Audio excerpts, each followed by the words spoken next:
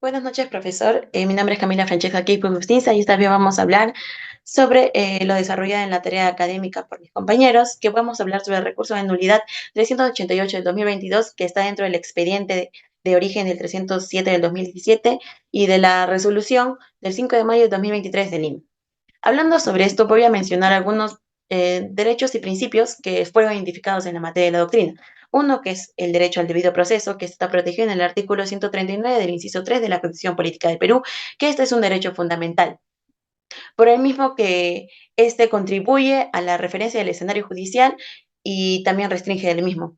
Y son para personas naturales y jurídicas. Voy a hablar sobre el derecho a la prueba, que son comprendidas en tres sentidos: en los medios, la actividad y el resultado, que está comprendida en el nuevo Código Penal procesal, en la que se otorga que la prueba con preceptos generales está la prueba anticipada, las medidas de protección y cómo se actúan las mismas en el juicio, en el proceso de enjuiciamiento.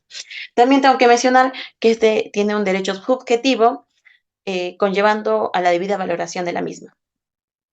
Ahora seguiré con el derecho a la debida motivación de las resoluciones judiciales, en donde éstas deben cumplir las garantías y en el proceso general en sí. O sea, que los órganos judiciales deben resolver de forma congruente las pretensiones. Voy a hablar sobre el principio de presunción de inocencia que está en el artículo 2, inciso 23 del Código Procesal, no, de la Constitución Política del Perú, que toda persona es inocente hasta que se declare jurídicamente su culpabilidad. Ahora voy a hablar sobre el principio de legalidad, que también incluye el ius punendi, que es la potestad del Estado. Hablamos sobre este principio de legalidad, que es la primacía de ley, se podría decir, que constituye un derecho fundamental en el derecho público. Ahora, a raíz de esto voy a hacer un resumen muy breve sobre la sentencia, lo que resuelve la sentencia de la casación. La materia del análisis se ha expedido a dos sentencias. La primera que determina la responsabilidad penal de los sentenciados y pues la otra con los hechos probados en la sala superior. En pocas palabras, acá se va a hablar sobre el delito de defraudación fiscal, en donde pues el agraviado es la SUNAT. En este caso, Luis Miguel Maravilla Aragón, quien constituyó la empresa en sí, que ha hecho los boletos falsos, las facturas falsas, que en parte tengo que mencionar la participación de la contadora que realizó estas mismas, con el fin de obtener los créditos fiscales, como bien ya mencioné. ¿Para qué? ¿Para qué hace esto? Para que la SUNAT le devuelva la plata. Esta hizo un abuso de sus funciones como contadora de la empresa Full Puma, que es representada por César Augusto. En fin y al cabo, estos fueron sentenciados por instigador, por coautor, en parte. Y también tengo que mencionar que en la parte final, estos fueron sentenciados de una abstención indebida, ¿no?, al crédito fiscal en agravio de la SUNAT. Asimismo, se condenó a Freddy y como instigador, como bien ya lo dije, en la facilitación, y los sentenciados que estuvieron dentro fueron Luis Roberto Harold, también Simei, Stephanie, Sheila y Carlos. Y también tengo que mencionar a Maravi y a Ángeles. Y pues la contadora misma, ¿no?, que esta debe aportar y abonar un pago solidario de reparación civil a favor del Estado, ya que hubo eh, perjuicios económicos para, para, para el agraviado. Muchas gracias. Bien, para continuar vamos a hablar de los principios observados en la sentencia, dando como contexto que los imputados interponen este recurso de nulidad alegando la vulneración al derecho al debido proceso, al principio de legalidad, presunción de inocencia, lesividad y proporcionalidad. Vamos a hablar en primer lugar del principio de legalidad y de presunción de inocencia. El primero señala que ninguna persona puede ser sancionada por un delito que no esté tipificado en la ley. Y en cuanto al segundo, que presunción de inocencia señala que ninguna persona puede ser considerada culpable mientras esto no se demuestre. Adecuando esto al caso, señalamos que los imputados, en casos recurrentes, señalan que, en primer lugar, no se han comprobado las declaraciones realizadas por los demás involucrados en este caso.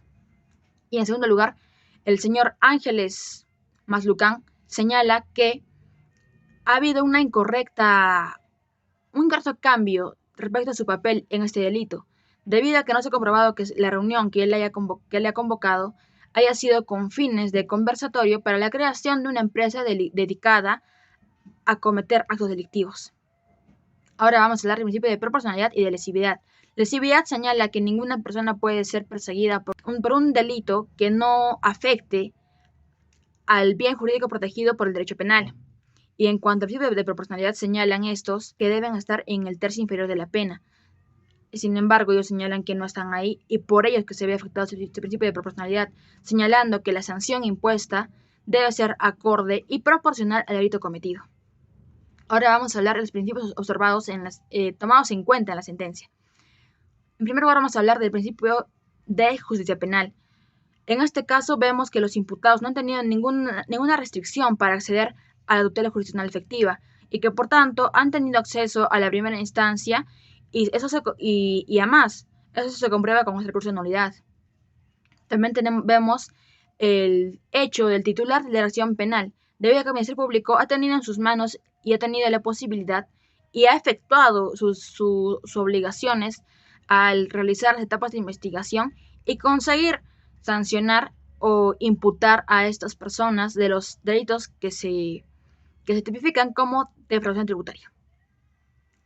También vamos a hablar del principio de motivación de las resoluciones judiciales, debido a que se ha probado, se ha visto expuesto que los jueces anteriores a esta instancia, e inclusive esta instancia, expresa notablemente y de una forma entendible el porqué de sus decisiones y por tanto este principio sí existe.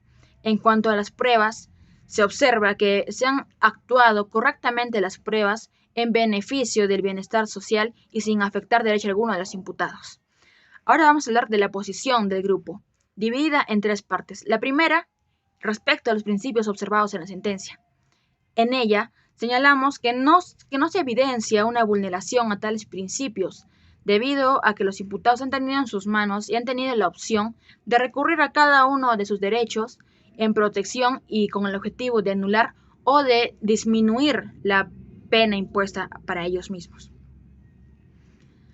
También consideramos que la Sala ha efectuado y ha protegido efectivamente los principios que también a ella le protegen y ha seguido los principios que no afecten de tal manera o de sobremanera a los imputados. En segundo lugar, tenemos una toma de posición respecto a las dos opiniones contrapuestas, siendo la primera la del tribunal y la segunda de los imputados. Nuestro grupo está de acuerdo con el tribunal, debido a que ella ha cumplido con proteger a la sociedad y también a la economía, debido a que este delito de defraudación tributaria no afecta solamente a la empresa misma o al sector privado, sino también al sector público del país.